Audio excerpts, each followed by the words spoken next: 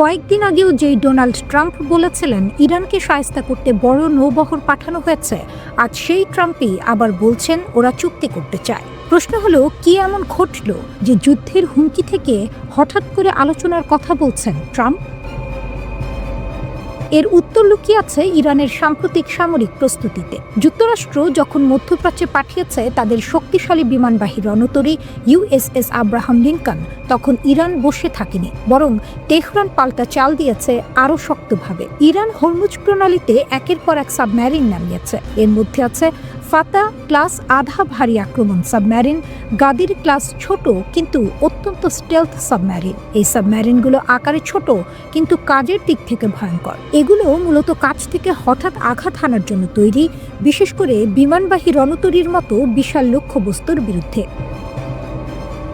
এখানেই যুক্তরাষ্ট্রের ভয়, কারণ হরমুজ প্রণালী দিয়ে বিশ্বের প্রায় 20 থেকে 21% তেল পরিবহন হয়। এই জায়গায় যদি সামান্য সংঘর্ষ হয় তাহলে তার প্রভাব পড়বে পুরো বিশ্বের অর্থনীতিতে।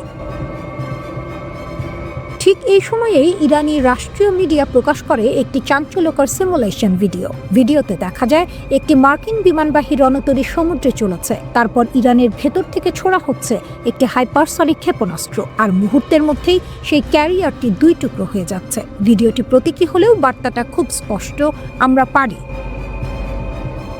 এই ভিডিও, সাবমেরিন মোতায়েন আর ক্ষেপণাস্ত্রের মহড়া সব মিলিয়ে যুক্তরাষ্ট্র বুঝে গেছে এই যুদ্ধ সহজ হবে না। এই প্রেক্ষাপটেই মার্কিন পররাষ্ট্র দপ্তর জানায় ইরানের কাছে কিছু শর্ত পাঠানো হয়েছে, যেগুলো মানলে যুক্তরাষ্ট্র সামরিক অভিযান থেকে সরে আসতে পারে।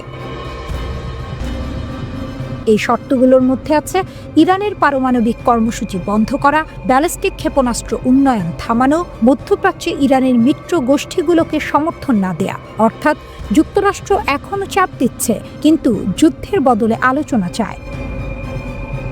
ট্রাম্প নিজেও অ্যাক্সিওসকে দেয়া সাক্ষাৎকারে বলেছেন, ওরা চুক্তি করতে চায় আমি জানি, কিন্তু ইরান কি বলছে? ইরানের পররাষ্ট্র মন্ত্রণালয়ের মুখপাত্র ইসমাইল বাঘাই স্পষ্ট ভাষায় জানিয়েছেন, মার্কিন রণতরীর আগমন ইরানের সিদ্ধান্তে কোনো প্রভাব ফেলবে না। তিনি বলেন, আমাদের প্রতিরক্ষা করার ইচ্ছা আছে, ক্ষমতা আছে আর অভিজ্ঞতাও আছে। এবং একই সঙ্গে ইরান যুক্তরাষ্ট্রের আরব মিত্রদের সতর্ক করে দিয়েছে, যদি তারা মার্কিন অভিযানে সহায়তা করে তাহলে তার ফল ভোগ করতে হবে। সবচেয়ে গুরুত্বপূর্ণ কথা হলো, ইরান বলছে এই যুদ্ধ শুধু ইরান আর যুক্তরাষ্ট্রের মধ্যে সীমাবদ্ধ থাকবে না। যুক্তরাষ্ট্র শক্তি দেখিয়েছে, ইরান পাল্টা শক্তি দেখিয়েছে আরও ভয়ঙ্করভাবে। আর এই শক্তির পাল্লায় যুক্তরাষ্ট্র বুঝে গেছে এই যুদ্ধের দাম খুব বেশি। তাই ট্রাম্প এখন যুদ্ধ নয়, ডিল চায়। কিন্তু প্রশ্ন থেকেই যায়, এই আলোচনা কি সত্যিই শান্তি আনবে, নাকি এটি কেবল ঝড়ের আগের নীরবতা?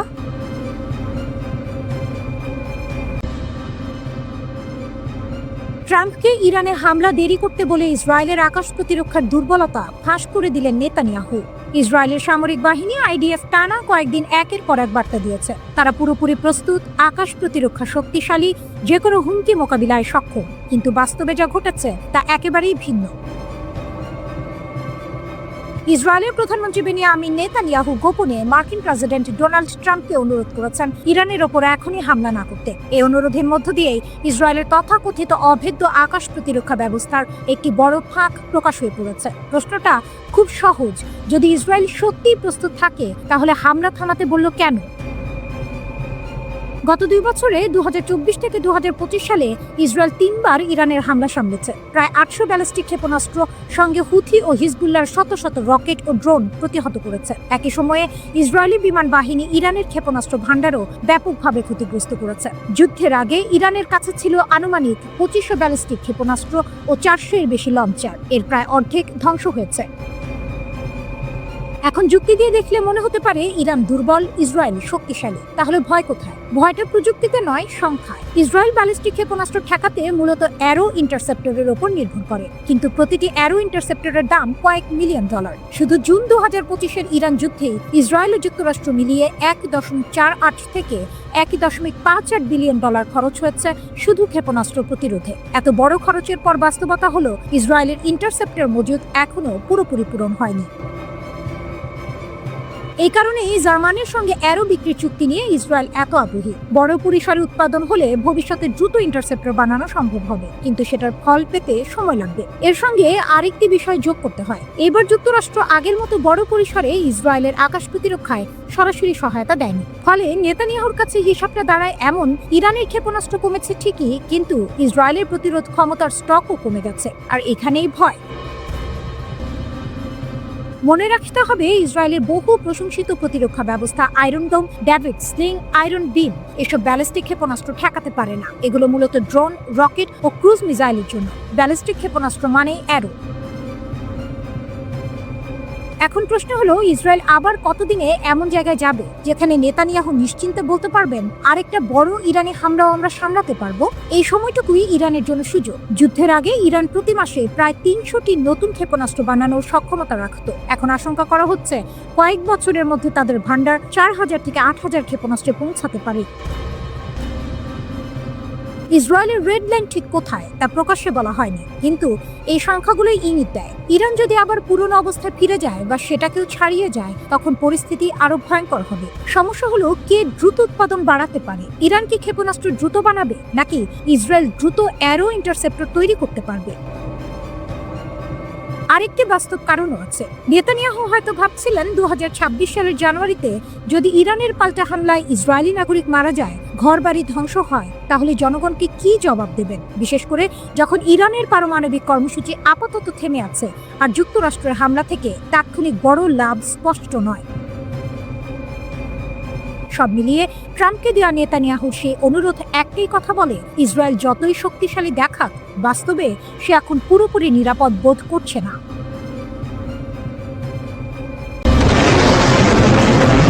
যুক্তরাষ্ট্রের সঙ্গে সম্পর্ক খারাপ হওয়ার পর ইরান সরাসরি হুমকি দিয়েছে প্রয়োজনে তারা মধ্যপ্রাচ্যের বিভিন্ন মার্কিন সামরিক ঘাঁটিতে হামলা চালাতে পারে। এই ঘোষণার পর উপসাগরীয় দেশগুলোতে আতঙ্ক ছড়িয়ে পড়ে, কারণ এসব দেশে বহু মার্কিন ঘাঁটি রয়েছে। কিন্তু বিশ্লেষকদের মতে একটি মার্কিন ঘাঁটি আছে যেটিকে ইরান সম্ভবত কখনোই আঘাত করবে না। সেই ঘাঁটিটি হলো তুরস্কের ইনসারলিক এয়ারবেস। প্রশ্ন হলো, ইরান যখন কাতার, বাহরাইন, ইরাক বা কুয়েতের মার্কিন ঘাঁটিগুলোকে হুমকি দিচ্ছে, তখন তুরস্কের ইনসারলিক ঘাঁটিকে কেন রেড লাইন ধরা হচ্ছে? এর পেছনে কয়েকটি বড় কারণ আছে। প্রথমত, ইনসারলিক একটি সাধারণ মার্কিন ঘাঁটি নয়, এটি যুক্তরাষ্ট্র ও ন্যাটোর একটি যৌথ সামরিক ঘাঁটি। এখানে শুধু মার্কিন সেনা নয়, তুরস্কের বিমান বাহিনীর সদস্যরাও দায়িত্ব পালন করে, অর্থাৎ এটি সরাসরি ন্যাটোর কাঠামোর আওতায় পড়ে। এই ঘাঁটি অবস্থিত তুরস্কের আদানা শহরের কাছে। ভৌগোলিকভাবে এটি ইরান, ইরাক ও সিরিয়ার খুব কাছাকাছি।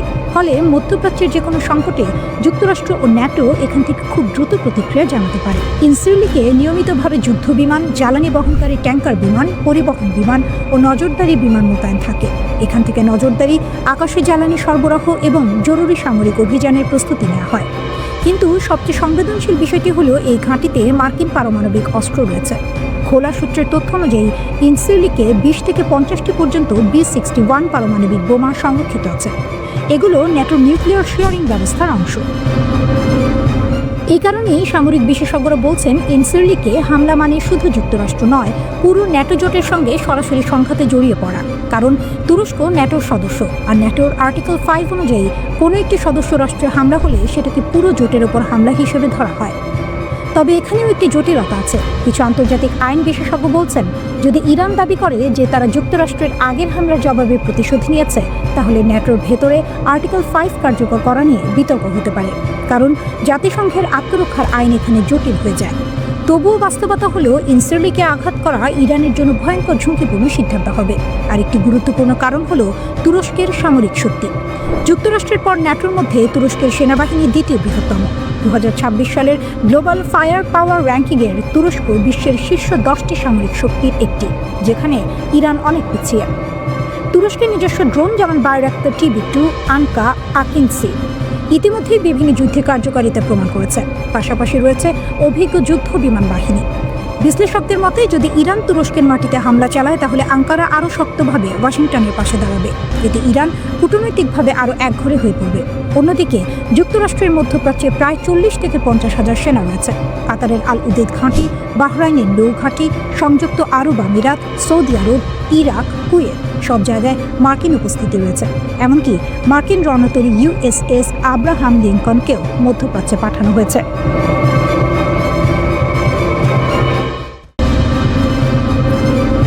ইরান যুক্তরাষ্ট্রের প্রেসিডেন্ট ডোনাল্ড ট্রাম্পের কড়া বক্তব্যের জবাব দিয়েছে। ট্রাম্প ট্রুথ সোশ্যালে পোস্ট দেন, তারপরই ইসলামী বিপ্লবের নেতা আয়াতুল্লাহ আলী খামেনির এক জ্যেষ্ঠ উপদেষ্টা পাল্টা প্রতিক্রিয়া জানান। তিনি স্পষ্ট করে দেন, ইরানের নিরাপত্তা নিয়ে কোনো আপোষ করা হবে না।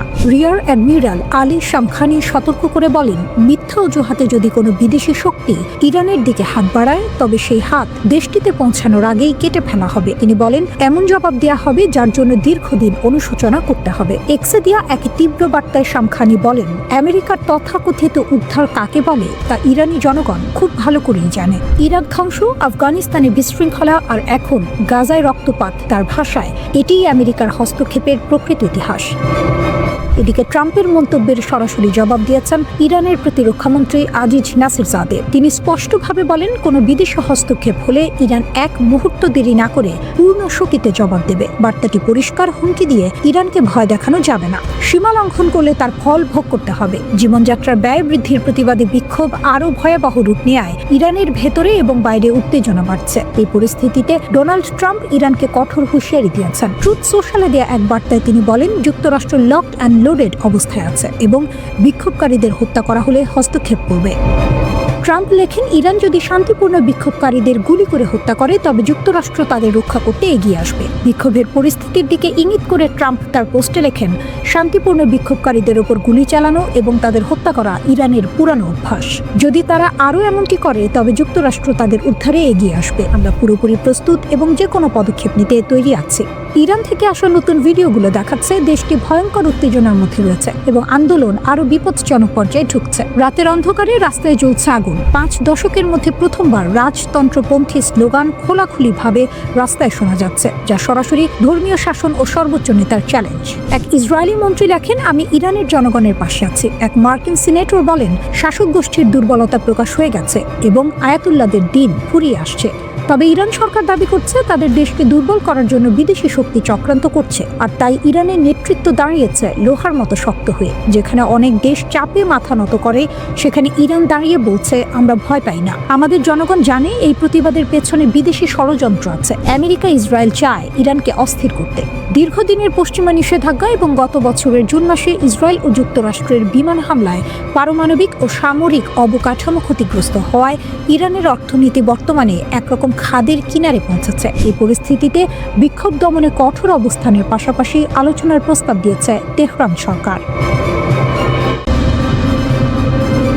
কেন এখন ইরানের উপর মার্কিন ইসরায়েল হামলার বিরোধিতা করছে আরব দেশগুলো? কয়েক বছর আগেও চিত্রটা ছিল একেবারে আলাদা। সৌদি আরব, সংযুক্ত আরব আমিরাত সহ অনেক আরব দেশে মনে করত ইরানই মধ্যপ্রাচ্যের সবচেয়ে বড় হুমকি। তাই যুক্তরাষ্ট্র যদি ইরানে সরকার পরিবর্তনের জন্য সামরিক হামলা চালাতো, অনেক আরব দেশ সেটাকে খারাপ চোখে দেখত না।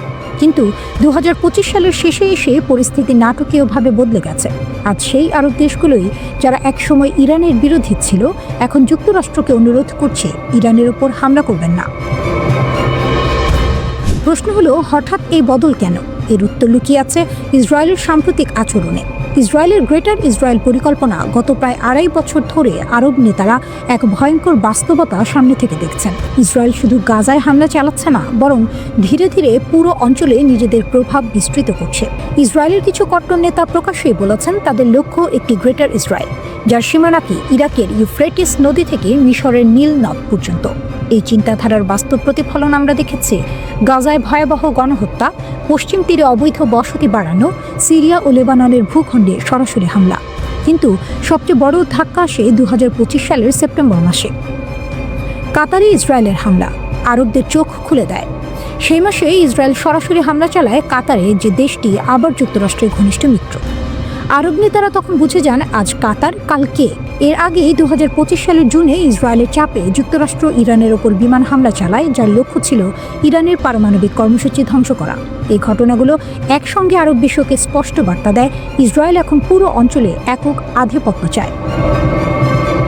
আরব দেশগুলোর আরেকটি হিসাব খুব বাস্তব। ইরান এমনিতেই দুর্বল হয়ে পড়েছে, কঠোর নিষেধাজ্ঞায় অর্থনীতি নড়বড়ে, মার্কিন ইসরায়েল হামলায় সামরিক সক্ষমতা ক্ষতিগ্রস্ত, সিরিয়ায় আসাদ সরকারের পতন, হিজবুল্লাহ মারাত্মক চাপে। আরব নেতাদের মতে এত দুর্বল ইরানের ওপর আবার হামলা অপ্রয়োজনীয়, বরং ইরান যদি পুরোপুরি ভেঙে পড়ে তাহলে তার ফলাফল হবে ভয়াবহ। গৃহযুদ্ধ, শরণার্থী সংকট, জঙ্গিবাদের বিস্তার, যা শেষ পর্যন্ত আরব দেশগুলোকেই ভুগতে হবে। তেল, গ্যাস আর হরমুজ প্রণালী। আরব দেশগুলোর সবচেয়ে বড় দুশ্চিন্তা হলো অর্থনীতি। ইরানে হামলা হলে পাল্টা প্রতিক্রিয়ায় হরমুজ প্রণালী বন্ধ হয়ে যেতে পারে, তেল ও গ্যাস সরবরাহের ভয়াবহ সংকট তৈরি হবে, দাম আকাশচুম্বী হবে। মিশরও আতঙ্কিত, কারণ ইরানে অস্থিরতা বাড়লে লোহিত সাগর ও সুয়েজ খাল ঝুঁকিতে পড়বে, যা মিশরের অর্থনীতির মেরুদণ্ড। বদলে যাওয়া শত্রুর তালিকা। সবচেয়ে বড় পরিবর্তনটি এসেছে হুমকি মূল্যায়নে। একসময় সৌদি আরবের প্রধান শত্রু ছিল ইরান, কাতারের শত্রু ছিল সৌদি, মিশরের চোখে কাতার ছিল অস্থিরতার উৎস। আজ সেই সমীকরণ ভেঙে গেছে।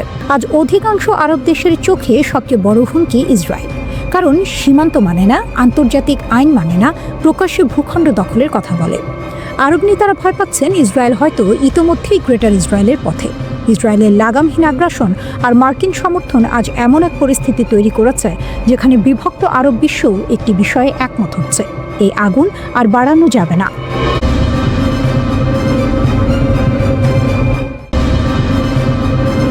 ইরানের পরিস্থিতি এখন সত্যিই ভয়ঙ্কর মোড় নিচ্ছে। দেশ জুড়ে বিক্ষোভ যত বাড়ছে ততই কড়া হচ্ছে সরকারের ভাষা। আর এইবার যে সতর্কবার্তা এসেছে সেটিকে অনেকেই বলছেন ইরানের ইতিহাসে সাম্প্রতিক সময়ের সবচেয়ে কঠোর হুঁশিয়ারি। ইরানের প্রধান বিচারপতি গোলাম হোসেইন মোহসেনি এজেই স্পষ্ট ভাষায় বলেছেন, যারা বিদেশি শক্তির সঙ্গে হাত মিলিয়ে দেশে অস্থিরতা তৈরি করছে তাদের জন্য আর কোনো দয়া দেখানো হবে না। তার ভাষায়, এখন থেকে কেউ যদি ইসলামী প্রজাতন্ত্রের বিরুদ্ধে শত্রুকে সাহায্য করে তাহলে কঠোর শাস্তি অনিবার্য। এই বক্তব্যের পেছনে ইঙ্গিত কার দিকে তা বুঝতে কষ্ট হয় না।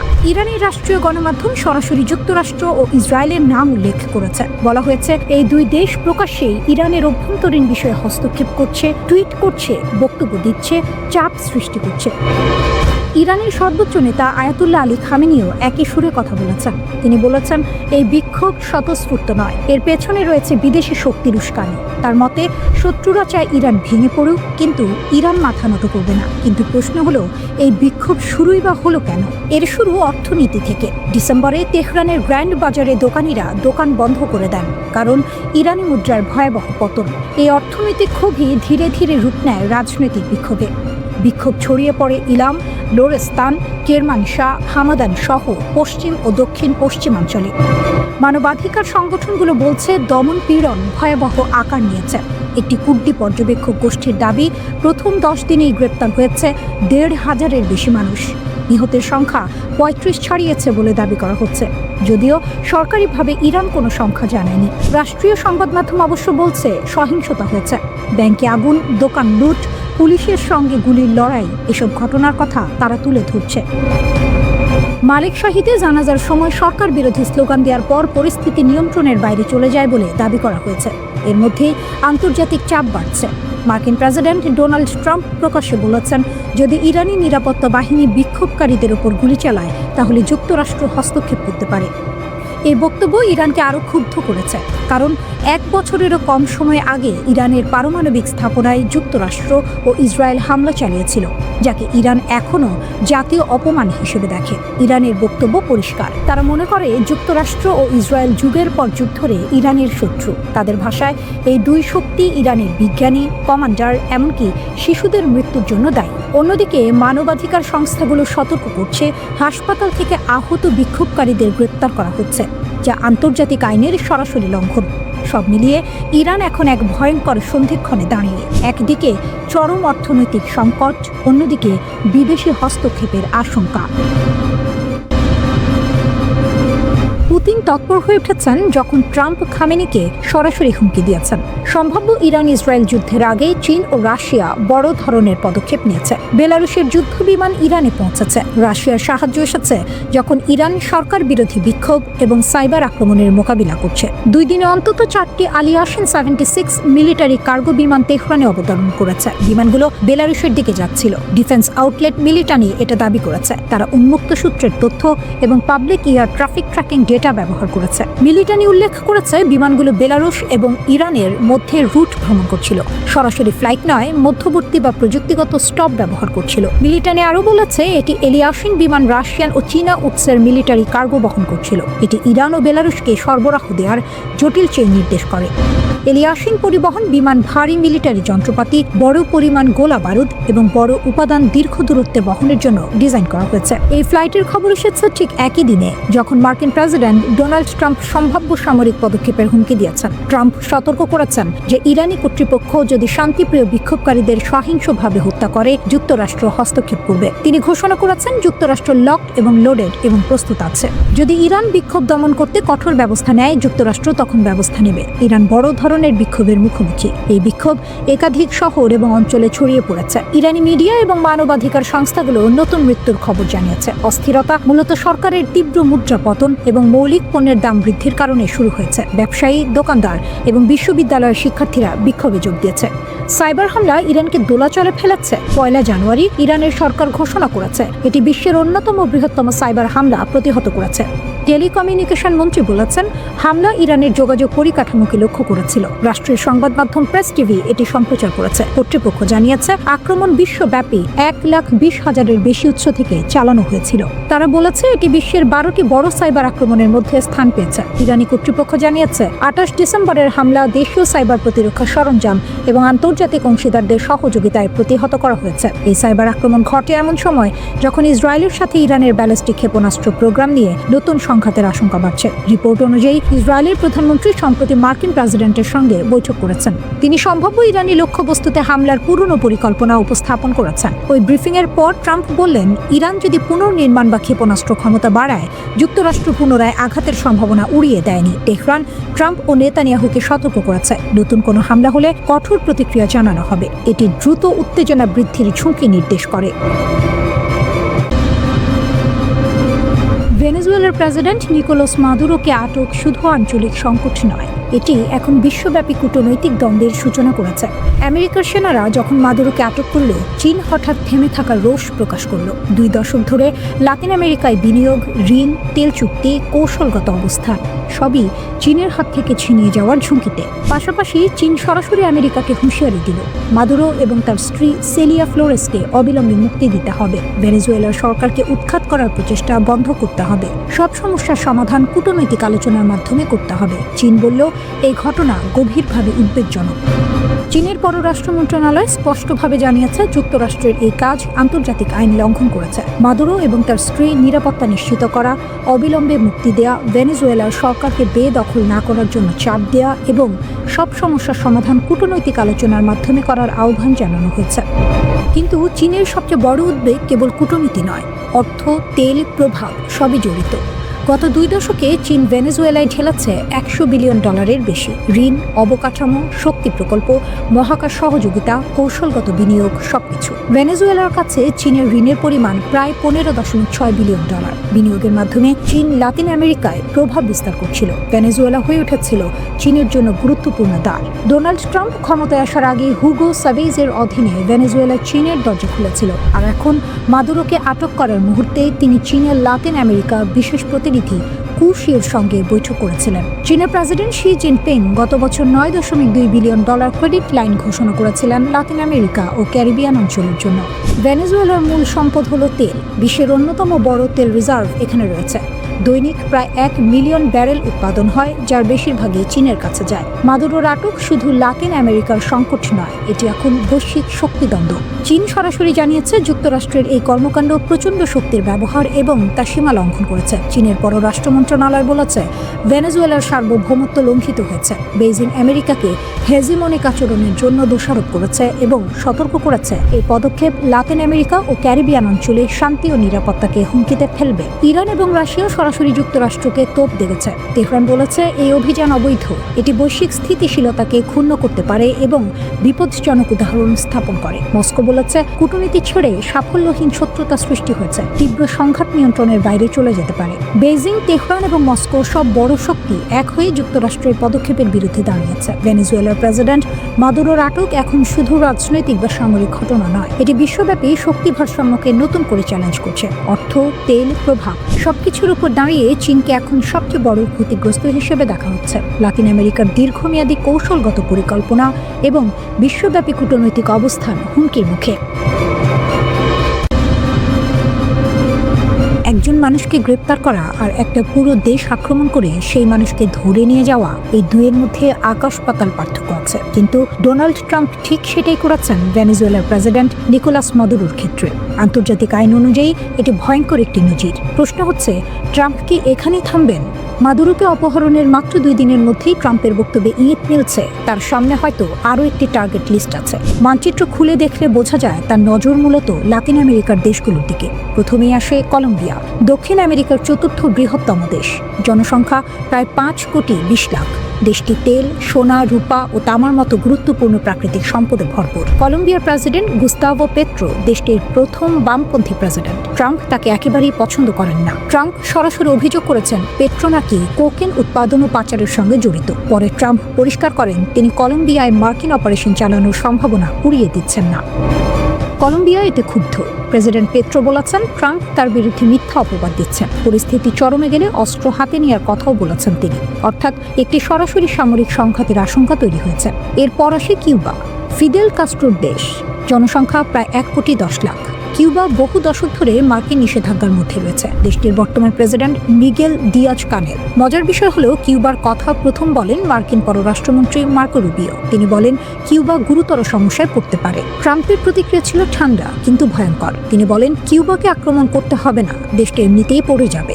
এই বক্তব্যও কিউবার জন্য উদ্বেগের কারণ। এরপর মেক্সিকো, যুক্তরাষ্ট্রের সরাসরি প্রতিবেশী, জনসংখ্যা প্রায় 13 কোটি। বর্তমান প্রেসিডেন্ট ক্লোদিয়া শেইনবাউ। ট্রাম্প আগেই মেক্সিকোর উপর বড় অঙ্কের শুল্ক বসিয়েছেন। এবার তিনি মেক্সিকোয় সেনা পাঠানোর কথা বলছেন মাদক কার্টেলের বিরুদ্ধে লড়াইয়ের নামে। ট্রাম্প দাবি করেন মেক্সিকোতে কার্টেল এত শক্তিশালী যে সরকার নিয়ন্ত্রণে নেই। তিনি বারবার বলেছেন মেক্সিকো চাইলে যুক্তরাষ্ট্র সাহায্য করতে পারে সেনা পাঠিয়ে। যদিও সরাসরি হামলার হুমকি নেই, তবুও এটা এক ধরনের চাপের কৌশল। লাতিন আমেরিকার বাইরে একেবারে আলাদা জায়গায় রয়েছে গ্রিনল্যান্ড। এটি ডেনমার্কের অংশ হলেও স্বায়ত্তশাসিত অঞ্চল। তেল, গ্যাস, রেয়ার আর্থ মিনারেল আর আর্কটিক অঞ্চলের কৌশলগত অবস্থানের কারণে ট্রাম্প দীর্ঘদিন ধরেই গ্রিনল্যান্ডে আগ্রহী। তিনি স্পষ্ট বলেছেন যুক্তরাষ্ট্রের জাতীয় নিরাপত্তার জন্য গ্রিনল্যান্ড দরকার। কিন্তু সমস্যা হলো ডেনমার্ক ন্যাটো সদস্য, যুক্তরাষ্ট্রও তাই। যদি যুক্তরাষ্ট্র গ্রিনল্যান্ডে হামলা চালায় তাহলে ন্যাটোর আর্টিকেল 5 অনুযায়ী সেটি হবে এক সদস্যের ওপর আরেক সদস্যের আক্রমণ। এর মানে ন্যাটোর ভবিষ্যতে প্রশ্নের মুখে পড়বে। ইরানও আছে যুক্তরাষ্ট্রের তালিকায়। যুক্তরাষ্ট্র ভেনেজুয়েলার প্রেসিডেন্ট নিকোলা মাদুরোকে অপহরণের ঘোষণা দেওয়ার কয়েক ঘন্টার মধ্যেই ইসরায়েলি রাজনীতিক ইয়ার লাপিদ ইরানের প্রতি হুমকির সুরে কথা বলেছেন। তিনি বলেছেন ইরানি শাসক গোষ্ঠীর উচিত ভেনেজুয়েলায় কি ঘটছে সেদিকে গভীরভাবে নজর রাখা। যুক্তরাষ্ট্রের প্রেসিডেন্ট ডোনাল্ড ট্রাম্প ও ইসরায়েলের প্রধানমন্ত্রী বেনিয়ামিন নেতানিয়াহুর বৈঠকের 1 সপ্তাহের কম সময়ের মধ্যে মাদুরোকে জোর করে ক্ষমতা থেকে সরিয়ে দেওয়ার ঘটনা ঘটেছে। ওই বৈঠকে ট্রাম্প ইরানের বিরুদ্ধে নতুন করে হামলা চালানোর হুমকিও দেন। ইরানের সর্বোচ্চ ধর্মীয় নেতা আয়াতুল্লাহ আলী খামেনি যুক্তরাষ্ট্রের উদ্দেশ্যে দিয়েছেন কড়া ও স্পষ্ট বার্তা। তার বক্তব্যের পর স্বাভাবিকভাবেই বড় প্রশ্ন উঠে এসেছে, তাহলে কি ইরানের সামরিক বাহিনী ইতোমধ্যেই যুদ্ধের প্রস্তুতি নিয়ে ফেলেছে? একই সঙ্গে আরও একটি গুরুত্বপূর্ণ প্রশ্ন সামনে এসেছে, যুক্তরাষ্ট্র ও ইসরায়েলের পরবর্তী পদক্ষেপ আসলে কি হতে পারে? সম্প্রতি মার্কিন প্রেসিডেন্ট ডোনাল্ড ট্রাম্প ইরানকে ঘিরে একের পর এক কঠোর হুমকি দিয়েছেন। অনেকেই এখন জানতে চাইছেন এসব হুমকি কি শুধু কথার মধ্যে সীমাবদ্ধ থাকবে, নাকি যুক্তরাষ্ট্র সত্যিই সেগুলো বাস্তবায়নের পথে হাঁটছে? তাহলে কি নতুন করে মধ্যপ্রাচ্যে বড় কোনো সংঘাত শুরু হতে যাচ্ছে? বর্তমান পরিস্থিতিতে ইরানের সরাসরি যুদ্ধ নয়, বরং দেশ জুড়ে সরকার বিরোধী বিক্ষোভ চলছে। এই বিক্ষোভকে কেন্দ্র করেই যুক্তরাষ্ট্র ও ইসরায়েল নতুন ষড়যন্ত্র করছে এমন অভিযোগ উঠেছে তেহরান থেকে। মার্কিন প্রেসিডেন্ট ডোনাল্ড ট্রাম্প তার সাম্প্রতিক বক্তব্যে বলেছেন ইরানের চলমান আন্দোলনে যদি সরকার সহিংসতা বা হত্যাযজ্ঞ চালায় তাহলে যুক্তরাষ্ট্র সেখানে হস্তক্ষেপ করবে। কিন্তু প্রশ্ন হলো এই হস্তক্ষেপ কিভাবে হবে? সামরিকভাবে নাকি অন্য কোনো উপায়ে? ইরানের গোয়েন্দা সংস্থাগুলোর দাবি, দেশটিতে অর্থনৈতিক মন্দা ও উচ্চ মূল্যস্ফীতিকে কেন্দ্র করে যে আন্দোলন চলছে তাতে সরাসরি উস্কানি দিচ্ছে যুক্তরাষ্ট্র ও ইসরায়েল। এই বিক্ষোভ ঘিরে ইতোমধ্যেই বেশ কয়েকজনকে আটক করা হয়েছে এবং হতাহতের খবরও পাওয়া গেছে। তবে এসব চাপের মধ্যেও যুক্তরাষ্ট্রের সামনে মাথা নত না করার ঘোষণা দিয়েছেন আয়াতুল্লাহ আলী খামেনি। খামেনির বার্তা ছিল একেবারে স্পষ্ট। তিনি বলেছেন, ইরান কখনোই শত্রুদের কাছে নতি স্বীকার করবে না। বিক্ষোভকারীদের সঙ্গে আলোচনায় বসতে তারা প্রস্তুত, কিন্তু যারা দেশ জুড়ে দাঙ্গা ও সহিংসতা চালাচ্ছে তাদের বিরুদ্ধে কঠোর ব্যবস্থা নেওয়া হবে। 3 জানুয়ারির এক প্রতিবেদনে এই বক্তব্যের কথা নিশ্চিত করেছে ব্রিটিশ বার্তা সংস্থা রয়টার্স। এর আগে ট্রাম্পের হুমকির প্রতিক্রিয়ায় খামেনির জ্যেষ্ঠ উপদেষ্টা রিয়ার অ্যাডমিরাল আলী শামখানি আরও কড়া ভাষায় সতর্কবার্তা দেন। তিনি বলেন, মিথ্যা অজুহাতে যদি কেউ ইরানের অভ্যন্তরীণ বিষয়ে হস্তক্ষেপ করে তাহলে হস্তক্ষেপকারীদের হাত কেটে নেওয়া হবে। তার ভাষায়, ইরানের জাতীয় নিরাপত্তা একটি রেড লাইন, কেউ সেটা অতিক্রম করলেই কঠোর জবাব দেওয়া হবে। এখন মূল প্রশ্ন, যুক্তরাষ্ট্র যদি সত্যিই হামলা চালায় তাহলে ইরান কি ধরনের পাল্টা ব্যবস্থা নেবে? এই প্রশ্নের জবাব দিতে গিয়ে ইরানের পররাষ্ট্রমন্ত্রী আব্বাস আরাকচি জানিয়েছেন, ইসরায়েল ও যুক্তরাষ্ট্রের যে কোনো হুমকি মোকাবিলায় ইরানের সামরিক বাহিনী পুরোপুরি প্রস্তুত। তিনি বলেন, ইরানের জনগণ তাদের অভ্যন্তরীণ বিষয়ে যে কোনো বিদেশি হস্তক্ষেপ জোরালোভাবে প্রতিরোধ করবে। একই সঙ্গে তিনি স্পষ্ট করে দেন, ইরানের শক্তিশালী সশস্ত্র বাহিনী জানে কোথায় এবং কিভাবে প্রতিরোধ বলয় গড়ে তুলতে হয় যদি কেউ দেশের সার্বভৌমত্বে আঘাত হানে। এদিকে ইসরায়েলের প্রধানমন্ত্রী বেনিয়ামিন নেতানিয়াহু ইরানের বিরুদ্ধে নতুন করে সামরিক অভিযানের সুযোগ খুঁজছেন বলে অভিযোগ উঠেছে। ট্রাম্পের কাছে ইরান প্রসঙ্গে নালিশ জানিয়ে নেতানিয়াহু দাবি করেছেন, ইরান অত্যন্ত গোপনে তাদের ক্ষেপণাস্ত্র সক্ষমতা বাড়াচ্ছে। এসব ক্ষেপণাস্ত্রে নাকি রাসায়নিক পদার্থের মতো শক্তিশালী বিস্ফোরক ব্যবহারের সক্ষমতাও রয়েছে। নেতানিয়াহুর অভিযোগ, এসব ক্ষেপণাস্ত্র ভবিষ্যতে ইহুদিবাদী রাষ্ট্রের বিরুদ্ধে ব্যবহার করতে পারে তেহরান। এ কারণেই ইরান জুড়ে নতুন করে হামলা চালানোর অনুমতি ট্রাম্পের কাছে চেয়েছেন তিনি। তবে এখনো পর্যন্ত এই নতুন আগ্রাসনের দিনক্ষণ চূড়ান্ত হয়নি।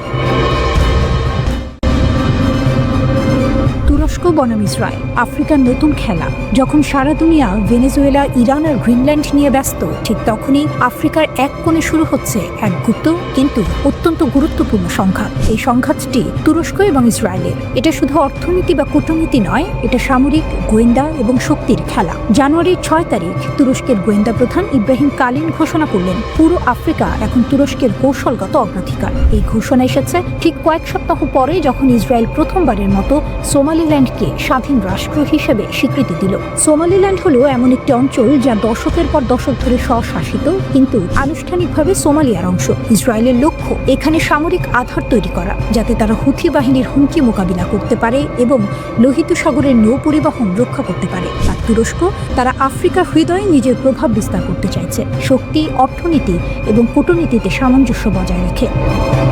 তুরস্ক শুধু বাণিজ্যিকভাবে নয়, সামরিক ও গোয়েন্দা দিকেও সক্রিয়। তারা সরবরাহ করেছে বাইরাক্তার TB2 ড্রোন, প্রশিক্ষণ দিচ্ছে আফ্রিকার সামরিক বাহিনী। লিবিয়া, সোমালিয়া, সুদান, এসব জায়গায় তুরস্কের কার্যক্রম ইতিবাচক ফল দিচ্ছে। তুরস্কের বাণিজ্য আফ্রিকার সঙ্গে 2003 থেকে 8 গুণ বৃদ্ধি পেয়ে 2022 সালে $40.7 বিলিয়ন পৌঁছেছে। দূতাবাসের সংখ্যা বেড়েছে 12 থেকে 44। এটি শুধু অর্থনৈতিক প্রভাব নয়, সামরিক ও নিরাপত্তার প্রভাবও।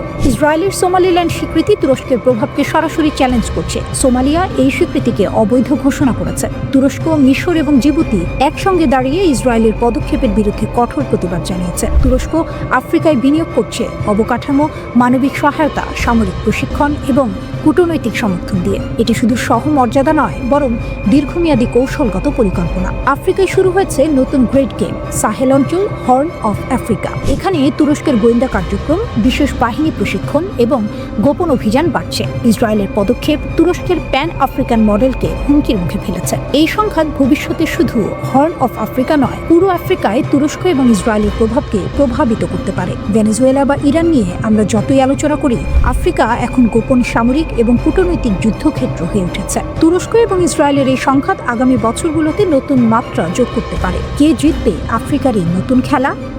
2025 সালের জানুয়ারিতে ইসরায়েলি সরকারের গঠিত ন্যাগেল কমিটি একটি রিপোর্ট প্রকাশ করেছে, যেখানে বলা হয়েছে যে দেশটি তুরস্কের সাথে সম্ভাব্য যুদ্ধের জন্য প্রস্তুত হওয়া উচিত। তখন ইসরায়েলের একটি সরকারি কমিটি জানিয়েছে, তুরস্কের অটোমান সাম্রাজ্যের প্রভাব পুনঃপ্রতিষ্ঠার প্রচেষ্টা অঞ্চলে উত্তেজনা সৃষ্টি করতে পারে। যুক্তরাষ্ট্রের ঘাঁটিতে হামলার হুঁশিয়ারি, ইরান কি বার্তা দিচ্ছে? মধ্যপ্রাচ্যে আবারও বড় ধরনের উত্তেজনার ইঙ্গিত মিলছে। ইরান স্পষ্ট করে জানিয়ে দিয়েছে, যুক্তরাষ্ট্র যদি ইরানের ওপর সামরিক হামলা চালায় তাহলে তার জবাবে মধ্যপ্রাচ্যের বিভিন্ন দেশে থাকা মার্কিন সামরিক ঘাঁটিগুলো লক্ষ্যবস্তুতে পরিণত হবে। এই সতর্কবার্তা শুধু যুক্তরাষ্ট্রকে নয়, বরং আশেপাশের দেশগুলোকেও জানিয়ে দিয়েছে তেহরান। বার্তা সংস্থা রয়টার্স জানায়, মার্কিন প্রেসিডেন্ট ডোনাল্ড ট্রাম্প ইরানে চলমান বিক্ষোভকে সমর্থন জানিয়ে সম্ভাব্য হামলার হুমকি দেওয়ার পরে এই প্রতিক্রিয়া এসেছে। ইরানের এক জ্যেষ্ঠ কর্মকর্তা রয়টার্সকে জানান, তেহরান সৌদি আরব, সংযুক্ত আরব আমিরাত ও তুরস্ক সহ এই অঞ্চলের দেশগুলোকে সতর্ক করেছে। ওই কর্মকর্তার ভাষায়, ইরান এসব দেশকে অনুরোধ করেছে যেন তারা ওয়াশিংটনকে ইরানে হামলা চালানো থেকে বিরত রাখে, কারণ যুক্তরাষ্ট্র যদি ইরানে আঘাত হানে তাহলে এসব দেশে থাকা মার্কিন ঘাঁটিতেও পাল্টা হামলা চলতে পারে। কারণ যুক্তরাষ্ট্র যদি ইরানে আঘাত হানে তাহলে এসব দেশে থাকা মার্কিন ঘাঁটিতেও পাল্টা হামলা চালানো হবে। এর মানে খুব পরিষ্কার, ইরান শুধু নিজের ভেতরের যুদ্ধের কথা ভাবছে না, পুরো মধ্যপ্রাচ্যকে এই সংঘাতের সম্ভাব্য ময়দান হিসেবে দেখছে। সরাসরি যোগাযোগ বন্ধ, সংকট আরও গভীর। এই উত্তেজনার আরেকটি গুরুত্বপূর্ণ দিক হল ইরান ও যুক্তরাষ্ট্রের মধ্যে সরাসরি যোগাযোগ বন্ধ হয়ে গেছে। রয়টার্স জানায়, ইরানের পররাষ্ট্রমন্ত্রী আব্বাস আরাকচি এবং মার্কিন বিশেষ দূত স্টিভ উইটকফের মধ্যে আর কোনো সরাসরি কথা হচ্ছে না। কূটনৈতিক ভাষায় এটি খুবই গুরুত্বপূর্ণ সংকেত। সাধারণত এমন যোগাযোগ চালু থাকলে ভুল বোঝাবুঝি কমে, কিন্তু যোগাযোগ বন্ধ মানে সংকট এখন আরও অনিশ্চিত। একই সময় ইসরায়েলি সূত্রের বরাত দিয়ে রয়টার্স জানাচ্ছে, তেল আবিবের ধারণা ডোনাল্ড ট্রাম্প ইতোমধ্যে ইরানে হস্তক্ষেপের সিদ্ধান্ত নিয়ে ফেলেছেন। যদিও সে হস্তক্ষেপ কবে, কিভাবে, কতটা হবে তা এখনও স্পষ্ট নয়। এই পরিস্থিতির মাঝে কাতারের আল উদেইদ বিমান ঘাঁটি থেকে কিছু মার্কিন সেনাকে নিরাপদ স্থানে সরে যাওয়ার পরামর্শ দেওয়া হয়েছে। আল উদেইদ শুধু একটি ঘাঁটি নয়, এটি যুক্তরাষ্ট্রের সেন্ট্রাল কমান্ডের অন্যতম গুরুত্বপূর্ণ সদর দপ্তর। এখান থেকেই মধ্যপ্রাচ্যের বড় অংশে মার্কিন সামরিক অভিযান পরিচালিত হয়। আইআরজিসির ঘোষণা, আমরা পুরোপুরি প্রস্তুত। এই উত্তেজনার মধ্যেই ইরানের ইসলামী বিপ্লবী গার্ড কোরের অ্যারোস্পেস ফোর্স বড় একটি ঘোষণা দিয়েছে। বাহিনীর কমান্ডার ব্রিগেডিয়ার জেনারেল মজিদ মোসাফি বলেছেন, যে কোনো বিদেশি আগ্রাসন মোকাবিলায় তারা এখন সক্ষমতার চূড়ান্ত শিখরে পৌঁছেছে। তার দাবি, 2025 সালের জুনে যুক্তরাষ্ট্র ও ইসরায়েলের সঙ্গে 12 দিনের যে যুদ্ধ হয়েছিল, সেই যুদ্ধ থেকে শিক্ষা নিয়ে ইরান তার প্রতিরক্ষা সরঞ্জাম উৎপাদন কয়েক গুণ বাড়িয়েছে। যুদ্ধের সময় যে দুর্বলতাগুলো ধরা পড়েছিল সেগুলো নাকি এখন আর নেই। তিনি স্পষ্ট করে বলেন, ইরানে আঘাত হলে মধ্যপ্রাচ্যের মার্কিন ঘাঁটিগুলোতেও হামলা চালানো হবে। এই সব কিছুর পেছনে বড় ভূমিকা রেখেছে ডোনাল্ড ট্রাম্পের সাম্প্রতিক বক্তব্য। তিনি প্রকাশ্যে ইরানি বিক্ষোভকারীদের সরকারি প্রতিষ্ঠানে হামলার আহ্বান জানান এবং বলেন, সহায়তা আসছে। ইরানের দৃষ্টিতে এটি সরাসরি অস্থিরতা উস্কে দেওয়ার চেষ্টা। তাই তেহরান পাল্টা হুঁশিয়ারি দিয়েছে, পুনরায় কোনো আগ্রাসন হলে পশ্চিম এশিয়ায় অবস্থিত মার্কিন ও ইসরায়েলি স্বার্থ সংশ্লিষ্ট সব স্থাপনায় কঠোর আঘাত হানা হবে। সব মিলিয়ে পরিস্থিতি খুবই স্পর্শকাতর। একদিকে যুক্তরাষ্ট্রের হুমকি, অন্যদিকে ইরানের পাল্টা সতর্কবার্তা, যোগাযোগ বন্ধ, সেনা অবস্থান পরিবর্তন আর প্রকাশ্য হুঁশিয়ারি। সব মিলিয়ে বোঝা যায় মধ্যপ্রাচ্য আবারও বড় ধরনের সংঘাতের ঝুঁকির দিকে এগোচ্ছে।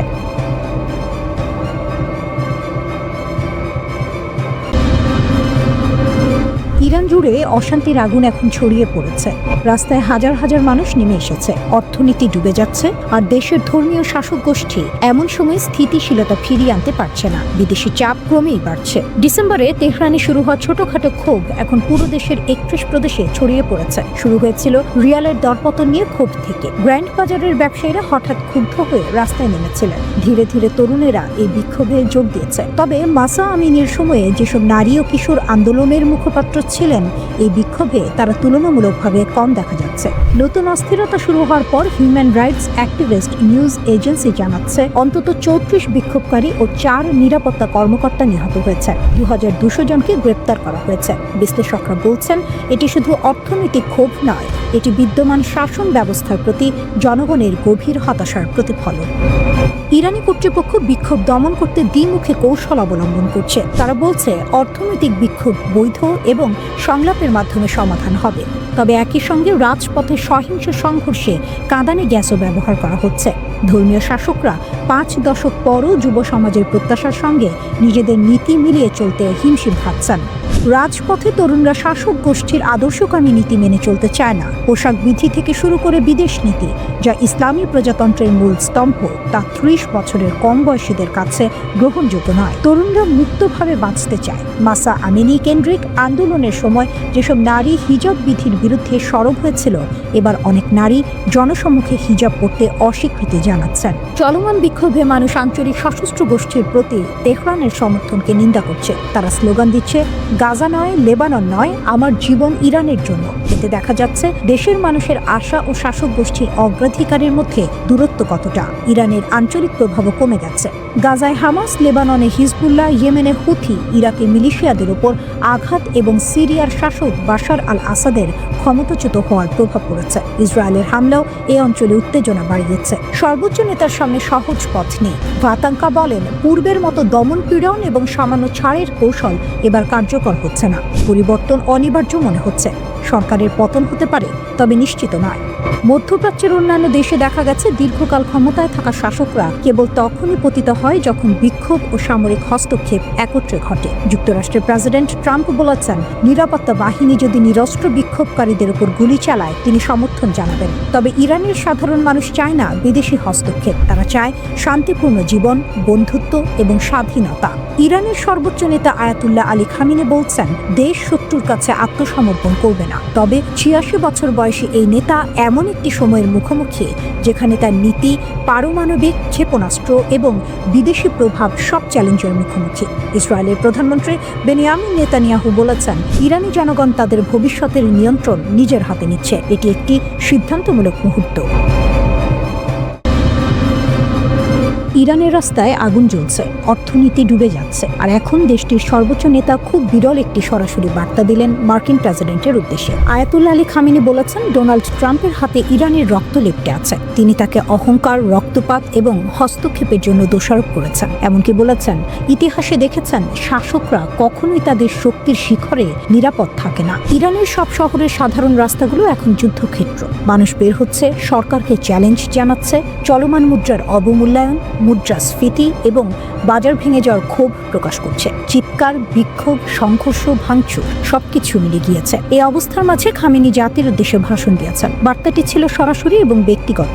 তিনি বলেন, কিছু ভিক্ষুক মার্কিন আগ্রহীর রাস্তায় আগুন জ্বালাচ্ছে। তিনি দাবি করেছেন, প্রবাসে থাকা কিছু নেতা এবং বিদেশি প্রভাব এই বিশৃঙ্খলা ছড়াচ্ছে। পাশাপাশি তিনি বিক্ষোভকারীদের সতর্ক করেছেন যে দেশের ক্ষতি করার মাধ্যমে কেউ বিদেশি শক্তিকে খুশি করতে পারবে না। ডোনাল্ড ট্রাম্পও প্রকাশ্যভাবে ইরানকে হুমকি দিয়েছেন। তিনি বলেছেন, যদি নিরস্ত্র নাগরিকদের উপর বল প্রয়োগ করা হয় তবে তেহরান তার মূল্য চুকাতে হবে। তিনি আরও উল্লেখ করেছেন, খামেনি কোথাও পালানোর চেষ্টা করছেন এবং পরিস্থিতি দ্রুত খারাপ হচ্ছে। ওয়াশিংটন ও তেহরানের মধ্যে উত্তেজনা এই মুহূর্তে খুবই তীব্র। ইরানের সংকটের মূল কারণ হলো অর্থনীতি। নিষেধাজ্ঞা, প্রশাসনিক ভুল এবং মুদ্রার মূল্যপতন সাধারণ মানুষকে সীমারেখার ধারে ঠেলে দিয়েছে। রিয়াল তীব্রভাবে দুর্বল হয়েছে, সঞ্চয় শেষ হয়ে যাচ্ছে এবং মৌলিক পণ্য ক্রয় করা কঠিন হয়ে যাচ্ছে। অর্থনৈতিক অসন্তোষ এখন রাজনৈতিক কর্তৃত্বের বিরুদ্ধে রূপ নিয়েছে। সংকট শুধু ইরানেই সীমাবদ্ধ না, এর প্রভাব আশেপাশের অঞ্চলেও পড়ছে। তুরস্কের এয়ারলাইন্স 17টি ফ্লাইট বাতিল করেছে। বিমান চলাচল স্থগিত করা নিরাপত্তা উদ্বেগ এবং অনিশ্চয়তার প্রমাণ দিচ্ছে। ইরানের ভিতরের পরিস্থিতি যখন ক্রমশ গাঢ় হচ্ছে, তখন এর প্রভাব পুরো অঞ্চলে ছড়িয়ে পড়ছে। ইরানের রাস্তায় খোলা চ্যালেঞ্জ, ছাদ, গলিপথ, ঘর এবং সড়ক। হাজার হাজার মানুষ বের হয়ে চিৎকার করছে, ডিক্টেটরের মৃত্যু হোক। কেউ ভয় পাচ্ছে না। এটার স্থানীয় অসন্তোষ নয়, এটা পুরো দেশের বিদ্রোহ। মার্কিন সেনাবাহিনী নজর রাখছে। সেন্টকম তেহরানে বিক্ষোভ ও সরকারের প্রতিক্রিয়া পর্যবেক্ষণ করছে। F-15E যুদ্ধ বিমান রুটিন রোটেশনের অংশ হিসেবে মোতায়েন করা হয়েছে। বড় কোনো সেনা সমাবেশ নেই, তবে সতর্ক সংকেত স্পষ্ট। ওয়াশিংটন সরাসরি ইরানির জনগণের সঙ্গে কথা বলছে। মার্কিন স্টেট ডিপার্টমেন্ট পারস্য ভাষায় বার্তা দিয়েছে, ইরানিদের তাদের অধিকার রক্ষার জন্য ধন্যবাদ জানাচ্ছে। প্রবাসী ক্রাউন প্রিন্স রেজা পালভি জাতিকে সমর্থন জানাচ্ছেন। তিনি বলেছেন, আরও মানুষ রাস্তায় আসুক। বিক্ষোভের আগুনে তেহরানের সরকারি ভবনও জ্বলে উঠেছে। রাষ্ট্রীয় টেলিভিশনও এই ছবি সম্প্রচার করেছে। এরপর দেশ জুড়ে ইন্টারনেট এবং ফোন ব্ল্যাকআউট, বাজার বন্ধ, বেজারগুলো। মানবাধিকার গ্রুপ বলছে অন্তত 41 জন নিহত, 2270 জন আটক। তবে বিক্ষোভ থেমে নেই। চিৎকার, আগুন সব মিলিয়ে ইরানের নেতৃত্ব এখন বছরের সবচেয়ে বড় পরীক্ষায়। পরবর্তী পদক্ষেপ ইরানের ভবিষ্যৎ নির্ধারণ করবে। মধ্যপ্রাচ্য এখন এমন একটি অবস্থানে দাঁড়িয়ে আছে যেখানে একটি ছোট আঘাতও ভয়াবহ বিস্ফোরণে রূপ নিতে পারে। পরিস্থিতিটা অনেকটা এমন একটা আগ্নেয়গিরি যেটা ভেতরে ভেতরে ফুটছে, শুধু ফেটে পড়ার অপেক্ষা। এই প্রেক্ষাপটে যদি ইরানে কোনো সামরিক হামলা হয় তাহলে সেটাকে শুধু একটি দেশের উপর আক্রমণ হিসেবে দেখা যাবে না। ইরানে হামলা মানে পুরো মধ্যপ্রাচ্যে যুদ্ধের অ্যালার্ম বেজে ওঠা। ইরান এই ব্যাপারে একদম পরিষ্কার অবস্থান নিয়েছে। দেশটির শীর্ষ নেতারা বারবার বলেছেন সীমা পেরোলেই পাল্টা জবাব আসবে, আর সেটা হবে বহুমুখী ও বিধ্বংসী। ইরানের পার্লামেন্ট স্পিকার মোহাম্মদ বাকির কালিবাফ সরাসরি যুক্তরাষ্ট্রকে উদ্দেশ্য করে এই হুঁশিয়ারি দিয়েছেন। এমন এক সময় এই বক্তব্য এলো যখন ইরানের ভেতরে সরকার বিরোধী বিক্ষোভ চলছে এবং বাইরের চাপও বাড়ছে। কালিবাফ বলেন, আমেরিকা যদি ইরানে নতুন করে সামরিক হামলার পথ বেছে নেয় তাহলে শুধু ইসরায়েল নয়, মধ্যপ্রাচ্যে থাকা মার্কিন সামরিক ঘাঁটি ও নৌ পরিবহন কেন্দ্রগুলো ইরানের বৈধ লক্ষ্যবস্তুতে পরিণত হবে। এটা খুবই গুরুত্বপূর্ণ একটি বক্তব্য, কারণ এখানে তিনি শুধু ইসরায়েলের কথা বলেননি, তিনি ইঙ্গিত দিয়েছেন কাতার, সৌদি আরব, কুয়েত ও বাহরাইনে থাকা মার্কিন সামরিক ঘাঁটিগুলোর দিকে। এই দেশগুলো দীর্ঘদিন ধরেই যুক্তরাষ্ট্রের ঘনিষ্ঠ মিত্র। এখান থেকেই মধ্যপ্রাচ্যে অনেক মার্কিন সামরিক অভিযান পরিচালিত হয়। ইরানের বক্তব্য খুব স্পষ্ট, যদি এই ঘাঁটিগুলো ব্যবহার করে ইরানে হামলা চালানো হয় তাহলে সেগুলোকেও আঘাতের আওতায় আনা হবে। এখন প্রশ্ন হলো, ইরান কি সত্যি এটা করতে পারবে? বিশেষজ্ঞদের মতে ইরানের সামরিক সক্ষমতা হালকাভাবে নেওয়ার সুযোগ নেই। ইরানের হাতে রয়েছে উন্নত ব্যালিস্টিক ক্ষেপণাস্ত্র, দীর্ঘপাল্লার ড্রোন প্রযুক্তি এবং সবচেয়ে বড় কথা, পুরো মধ্যপ্রাচ্য জুড়ে তাদের আঞ্চলিক মিত্রদের শক্ত নেটওয়ার্ক। লেবাননে হিজবুল্লাহ, ইয়েমেনে হুথি, ইরাকে সশস্ত্র গোষ্ঠী, সব মিলিয়ে ইরান এমন একটি অবস্থানে আছে যেখানে চাইলে তারা একসাথে একাধিক ফ্রন্টে চাপ তৈরি করতে পারে। এ কারণেই সামরিক বিশ্লেষকরা বলছেন ইরানে হামলা হলে সেটা কখনোই সীমিত থাকবে না, সংঘাত ছড়িয়ে পড়বে পুরো অঞ্চলে। তেলের বাজার অস্থির হবে, নৌপথে ঝুঁকির মুখে পড়বে এবং বিশ্ব অর্থনীতিতেও বড় প্রভাব পড়তে পারে। তবে এখানে একটি গুরুত্বপূর্ণ বিষয় আছে, ইরান যে এত কড়া ভাষায় হুঁশিয়ারি দিচ্ছে তা যুদ্ধ শুরু করার জন্য নয়, বরং যুদ্ধ ঠেকানোর কৌশল হিসেবেই দেখছেন অনেক বিশ্লেষক। ইরানের দৃষ্টিতে যুক্তরাষ্ট্র ও ইসরায়েল তাদের নিরাপত্তার সবচেয়ে বড় হুমকি, কারণ মধ্যপ্রাচ্যের বিভিন্ন দেশে থাকা মার্কিন ঘাঁটি ও নৌবহর ব্যবহার করেই ইরানের বিরুদ্ধে হামলা চালানো হতে পারে। তাই ইরান আগেই পরিষ্কার করে দিচ্ছে, আমাদের ভূখণ্ডে আঘাত এলে সেই হামলার উৎস ও সহযোগী সবাই বৈধ লক্ষ্য হবে। এর পেছনে আরেকটি রাজনৈতিক হিসাবও আছে। দেশের ভেতরে বিক্ষোভ ও চাপের সময় বাইরের হুমকি সামনে এনে জাতীয় সংহতি জোরদার করা, এটা বহু রাষ্ট্রই করে থাকে। ইরানের ক্ষেত্রেও বিষয়টি ব্যতিক্রম নয় বলে মনে করছেন বিশ্লেষকরা।